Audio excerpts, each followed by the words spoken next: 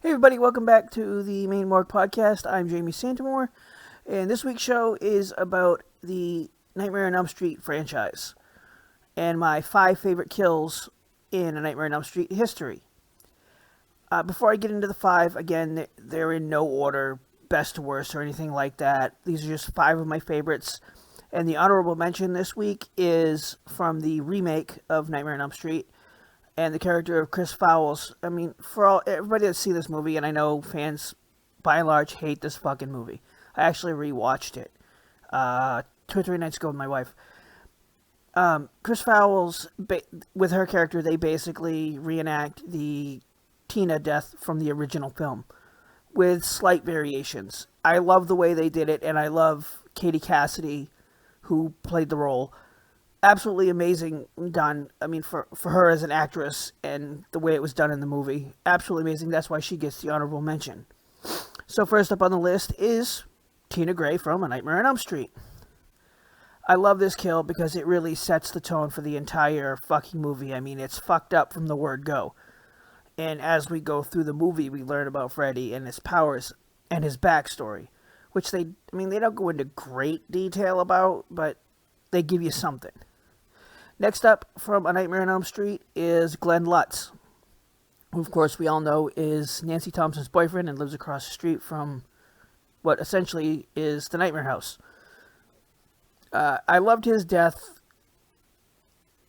and I still talk about it to this day when we talk about A Nightmare on Elm Street. The execution was awesome, and it was timeless. People who are new to horror, I always recommend this movie, Friday the 13th, and, of course, John Carpenter's Halloween, for people just starting out in the genre. Glenn's death is iconic. Just as iconic as Tina's, in my opinion. Next up is Nancy Thompson's death in Dream Warriors. And I was pissed about this death for the longest time. I held on to it, and it gnawed at my brain for the longest time, and I could never figure it out until I saw Randy Meeks die in Scream 2. And when I started out in screenwriting, I decided to do some research, of course. And I came across the piece of advice, and I can't remember who said it, but they said, kill your darlings. And with that expression, I'm like, oh, you kill the characters the fans care about, or why the fuck should we care, right? It made total sense. And since I learned that, I'm like, oh, okay, she had to die. Because then the series can go off in another direction.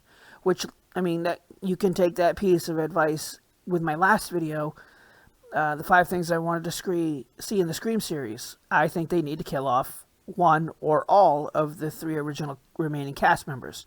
Anyways, that's last video. Go check that out if you want to. It's on the channel. Next up is Mark Gray in The Dream Child. I absolutely loved this death for so many reasons. One, because I'm a comic book guy and I thought it was really interesting and funny. Yes, I think humor does have a place in horror, but with the Nightmare series, more so than any other series, they took the comedy too far, in my opinion. And I'm sure I'm not the only one that feels that way. And I love the fact that Freddy used the comic book world against Mark and killed him with it, basically. Anyways, last on the list is Jennifer Cofield in Dream Warriors. Welcome to primetime, bitch. Oh, come on. It's an iconic line. And Robert Englund made that up on set. It was ad-libbed.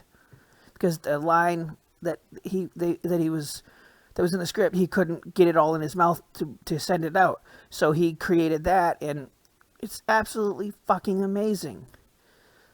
Again, this seems like a short video, and I apologize for the shortness, but I try not to ramble on for half hours at a time, like I did with my first video on the relaunch. So, folks, that's all I've got this week. I'm going to start doing these shows once a week. I've got some ideas for some kind of branch-off episodes, and I'm going to start talking about comic book movies and maybe a little bit of Star Wars, because I am a man of many fandoms, a member of many fandoms. Just those are the things I care about. I will try to stay away from politics and religion and shit that I really don't care about. I love horror movies. I love comic books. I love Star Wars. So those are going to be the things I really talk about on this channel. And I'm going to try to keep it mostly horror. So there's that. All right, everybody, take care. I know this is a troubling time in our world, and we're all trying to find ways to stick together and stay in contact with each other.